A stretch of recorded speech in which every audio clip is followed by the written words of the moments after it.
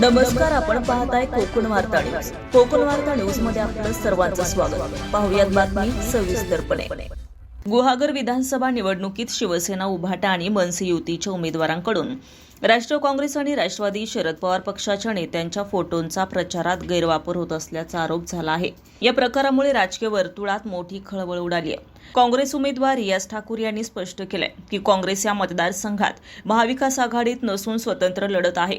तरीही मते मिळवण्यासाठी काँग्रेस नेत्यांचे फोटो वापरले जात आहेत. राष्ट्रवादी शरद पवार पक्षाचे तालुकाध्यक्ष पद्माकर आहेकर यांनीही संताप व्यक्त केला असून आम्ही या युतीत सामील नसताना आमच्या नेत्यांचे फोटो वापरणे चुकीचे आणि दिशाभूल करणार आहे असं देखील म्हटलं आहे.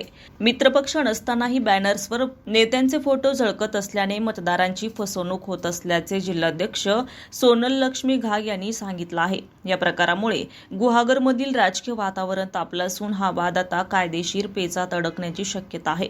या पार्श्वभूमीवर जिल्हाध्यक्ष सोनल लक्ष्मी घाग यांनी मतदारांना आवाहन केलंय की आम्ही या मतदारसंघात कोणत्याही प्रकारे शिवसेना, उभाटा आणि मनसे यांच्या आघाडीत सहभागी नाही. मतदारांनी अशा चुकीच्या प्रचाराला आणि भूलथापांना बळी पडू नये असं देखील त्यांनी यावेळी म्हटलंय. ब्युरो रिपोर्ट, कोकण वार्ता न्यूज, गुहागर. नमस्कार, आपण पाहताय कोकण वार्ता न्यूज. कोकण वार्ता न्यूज मध्ये आपलं सर्वांचं स्वागत. पाहुयात बातमी सविस्तरपणे.